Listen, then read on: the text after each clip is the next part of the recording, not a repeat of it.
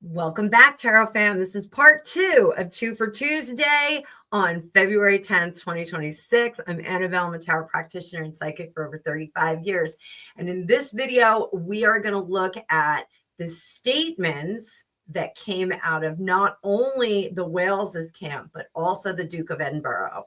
This is in regard to the Jeffrey Epstein last leak that we had of information, the last drop of information, where the Duke of Edinburgh, he was actually the front runner on this, said that we must remember the victims. To be sure, he was kind of taken off his game when that question was asked. But now the Prince and Princess of Wales have echoed that same language in a statement in regard to the Jeffrey Epstein drop, with Prince Andrew being involved. So we're going to see how everyone is functioning around this. We'll be right back. Don't go anywhere.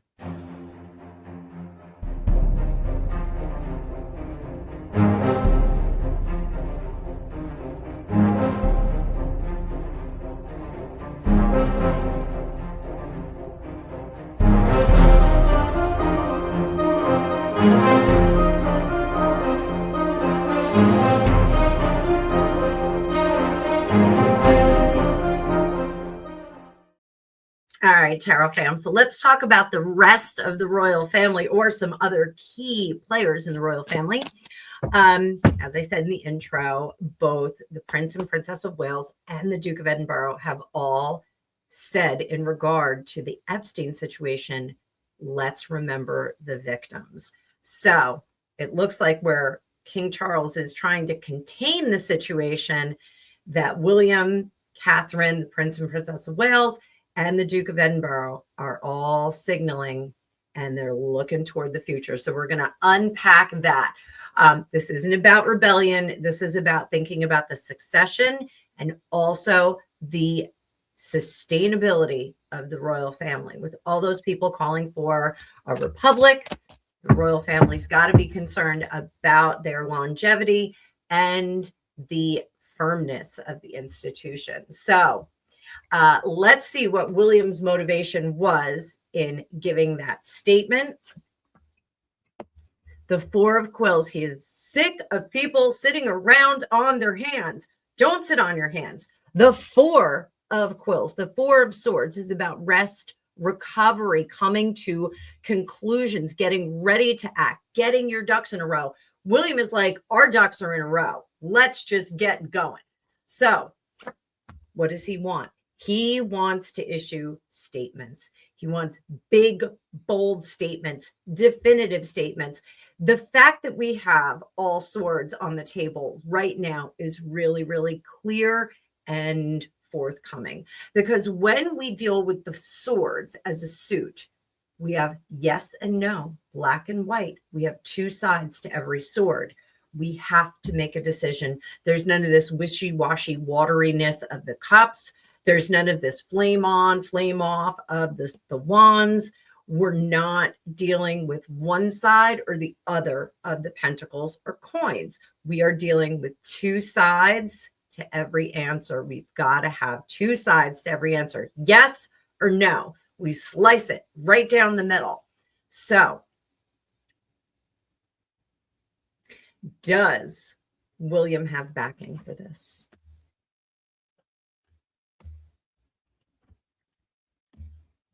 Oof. Bold moves by a bold man. So yes, he does have the backing, but he is the one who is going to stand up front and say, this was my decision. This is my decision as the heir apparent or as the king. He is making up some very, very serious decisions right now. Will he won't allow Andrew any rescue here, but will he give him a soft landing? Will he give Uncle Andrew a soft landing? No, he will not. Let's take a look at Prince Edward, the Duke of Edinburgh, because he was the first to issue this statement about we must remember the victims. And That was a very soft response to a hardball question. Prince Edward's motivation, he's tired of the questions. His posture, Chariot in reverse, he wishes that he hadn't said it. So is William's echoing of that language support for the Duke of Edinburgh? Page of Candles, Empress in reverse, and the Hierophant. William is acting as if he were the monarch now. That is his echoing of Prince Edward's language. He is letting him know, as the king, I am going to step in front of you. I am going to help quell the storm that is going to come as a result of you referring to the victims. I am going to support you by walking in front of you. Powerful, powerful statement. Powerful statement. Did Edward ask for support from the Prince of Wales? No. Edward was very upset by this, though. Edward was very upset by the questioning and by his natural response to that questioning. He thought he was doing the right thing, but then it kind of snowballed out of control. Is the king angry with Edward for that?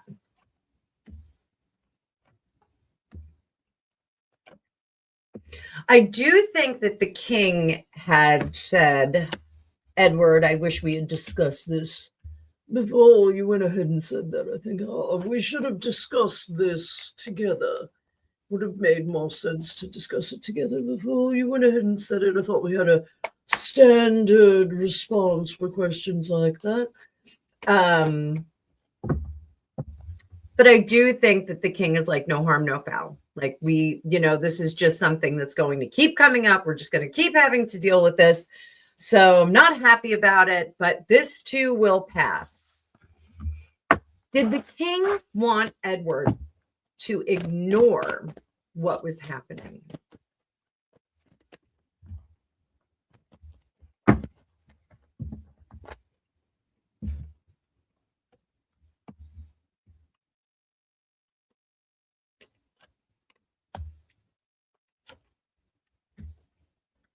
Edward's job in that moment, when that reporter asked him, Edward's job was to balance 7 of Candles.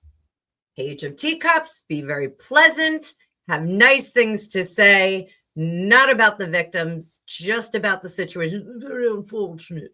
Everyone went through all these terrible things, but we've all had to endure terrible things. I had to go to that horrible boarding school that my father made me go to. I was bullied incessantly. We could have gotten around this kind of language quite easily had you been a bit older and more like me, Edward. Oh, you could have been more like me. But now we know for the future, don't mention anything about our dear brother Andy. So, yes, I do think that the king, not necessarily upset, but he wishes that it kind of played out a different way. The Princess of Wales. In issuing this statement, was she consulted? Well, yes. I don't think they had to consult her. I think William knows where she stands on this with the whole Andrew situation. What is her wish? We're done. Guys, that 10 of Quills keeps coming up. And this 9 of Biscuits, she really does not give a hoot whether Andrew is comfortable or not, or if he has the specific brand of gin that he likes, or that he can't have his 87,000 teddy bears, or that he can't have his darling ex-wife live with him. She says, no. What would Catherine have done? You reap what you sow. Those kings of candles are a little randy, and we all know we call them Randy Andy.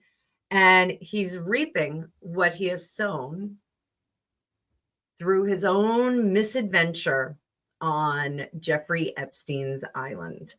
So Catherine really says, you reap what you sow. You're going to have to deal with that. Catherine and William, are they bolder in the usage of the word victim? Are they bolder in their use of the word victim?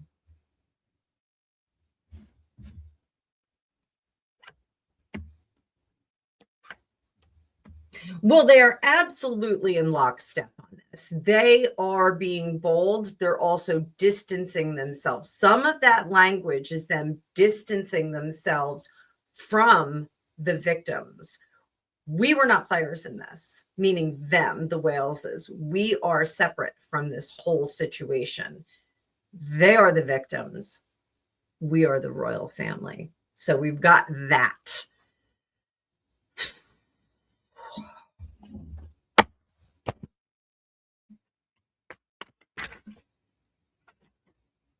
And guys, we are using the Cottage Magic Tarot for this week again. I like this deck. Having fun with it. It's a big deck, but I like it. So William understands something a little bit better than Charles. William understands that the monarchy must earn trust. The new monarch must earn trust. Whereas King Charles, it is presumptive trust given. Is this assessment correct?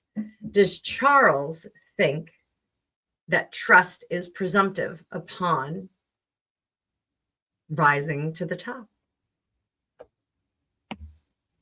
5 of biscuits. I do think, and we have the 9 of quills again, I think that Charles really did think that this is just the natural way things go. I'm king. I was born to be king, and now I am king. So does William understand that while the public does not have their choice of monarch,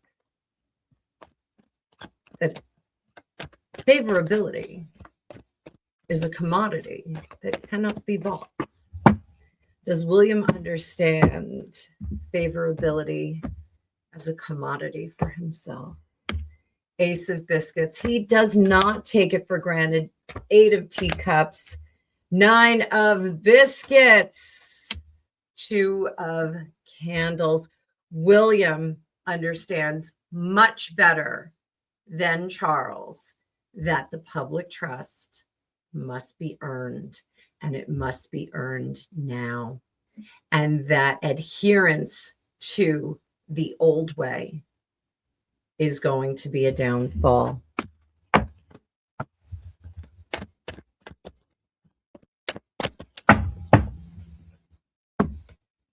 I have asserted that the king is behaving on orders from the late Queen Elizabeth, and that she has requested that her younger son, Andrew, always be treated well. Is King Charles foolish in fulfilling this request from his mother? Yes. Is this the thing that is going to damage his reign? The longer there is no justice. And I'm going to do a prediction right now, a little future cast.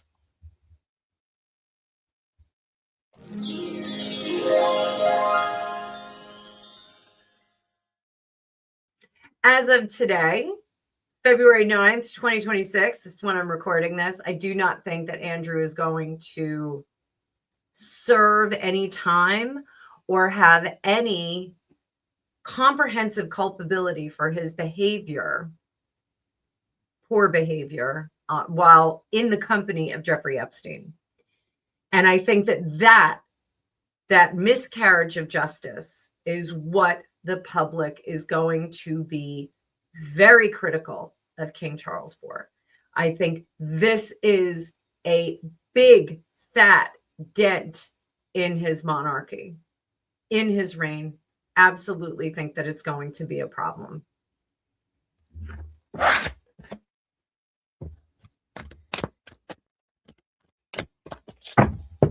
If William acts more decisively than his father in regard to Andrew, how will that affect William's reign as monarch? He will become the doer king. He will also become the doer king that is not afraid to change trajectory for the royal family. Will this be seen as a dubious and distinct behavior of a British king? The Hanged One, Ace of Candles, and the Star. Absolutely. This behavior, if William addresses the problem that is Andrew effectively and publicly, he will be considered a breaker of chains in the royal family, in the royal line of succession. He is going to be seen as the modern king who sees members of the royal family as human beings and not as royal untouchables. This will make some very interesting changes in the way that the public looks at and behaves with the royal family. So, guys, I hope you enjoyed this return to Two for Tuesday. We are back with Two for Tuesday. Let me know if there's anything you want to see on next week's. We're going to drop them every Tuesday. Typically, I think the first video will be shorter. Maybe the second one will be a little bit longer. We look at some conclusions in it, but I'm glad you guys love this because I always like Two for Tuesday. We'll be back next week, but don't forget, later on today, we're going to have a live. So come on over. Members only live first, where my members get their readings done for free. These are their personal readings. And then the second video is going to be the general audience. That's where you guys can drop super chats and super stickers, and I'll do public readings for you. But as always, if you'd like to get your own magical reading with me, you can find the links in my About page or on my brand new website, fortunecookiestarot.com or fortunecookiestarot.com. And if you have any questions or you want to make suggestions, not publicly, you can always email me at fortunecookiestarot@gmail.com. Guys, I hope you're having a great start to your week. It is bitter cold recording this in New Jersey, and we're waiting on the Savannah Guthrie, Nancy Guthrie situation. Deadline is today. I'm recording this on Monday, so we're still praying for a better turnout than I think it's going to be for Nancy Guthrie. So, guys, keep it coming. So we're live today. We're live on Friday. I'm going to see you guys twice this week. I will see you later in the future.